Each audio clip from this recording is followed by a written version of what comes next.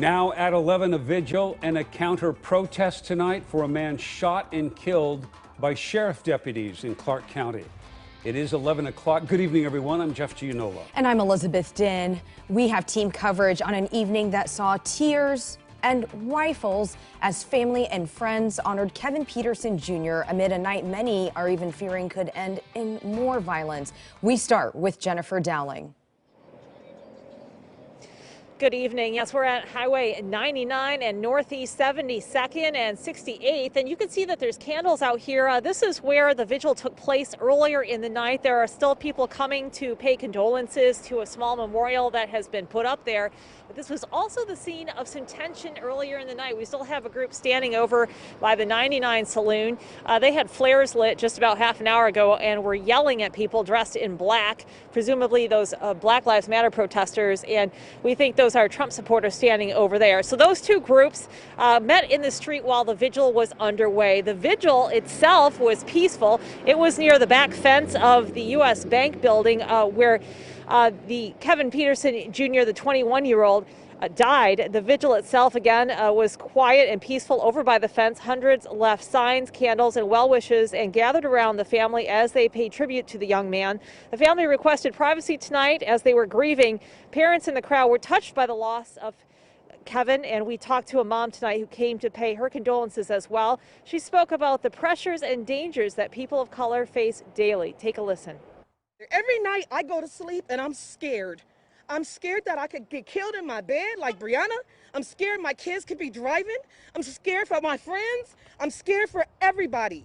I'm scared. It's scary being black in America. We're tired of our people dying. They don't have to kill people. You could just stop somebody without killing them. They know how to get a mass murderer and not kill him. It ain't the training. I'm done. And while that vigil was underway near the back of the U.S. Bank building, towards the front of the building, Black Lives Matter protesters and what appeared to be counter-protesters with Trump flags clashed in the streets, as I mentioned.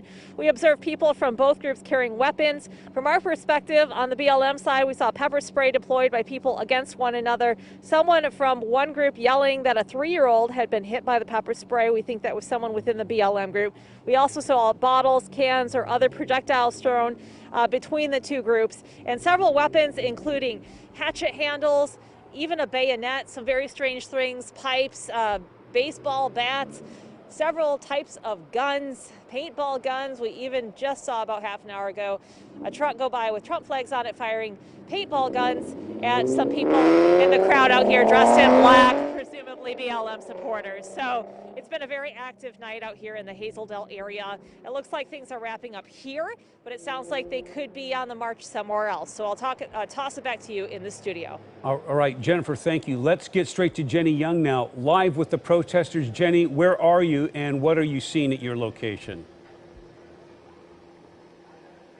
All right, Jeff, Elizabeth, a couple of hundred protesters. I don't know if you can see them down there. We're going to zoom in. They have stopped here at 3rd and Franklin. These folks came over from the U.S. Bank where they were hosting the vigil for Kevin Peterson. They've walked probably, about 3 miles. They've been walking for about an hour, maybe a little over an hour. We have seen them tagging some property. I want to show you this right here if we're still live. They've tagged BLM and I think this is a sign for Antifa. It's the Clark County Prosecuting Attorney's Office. You also see BLM tagged right there, graffiti on other parts of this building as well. But, you know, earlier we were over just a few blocks down from that scene where Kevin Peterson was shot and killed last night, where Patriot Prayer gathered. This was around 5 o'clock this afternoon. People began gathering just a few blocks from that scene. They took up that sidewalk along the busy street, waving American flags, Blue Lives Matter flags, and flags showing support for President Donald Trump. Many of them told me that they showed up to show support for law enforcement. There were also some that said they were there to protect the businesses and property in that part of town, saying that they were concerned that protesters might riot and destroy property. One guy I spoke with said the group was keeping their distance from the vigil out of respect for their right to peacefully assemble. Listen to what he told me. It's all right for them to have their vigil, and that's why most people are staying up here, is give them their peace, let them have their condolences, whether they believe it's justified, and of course they don't think it's justified, but they have a right to have their vigil, and because their friend or family, passed away. So I understand that, and we've left them alone down there so that they can be at peace.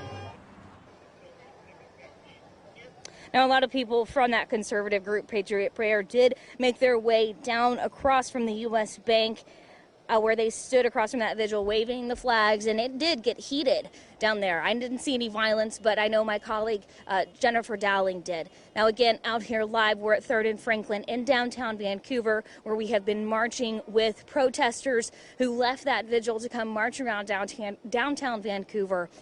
We have seen them tagging property, but other than that, there haven't been many people out here to come out and counter this. So we did see some police blocking the bridge. They were not able to make it across a bridge down here, but we're going to continue to follow these folks. We'll check back in with you. Jeff, Elizabeth, we'll send it back to you. All right.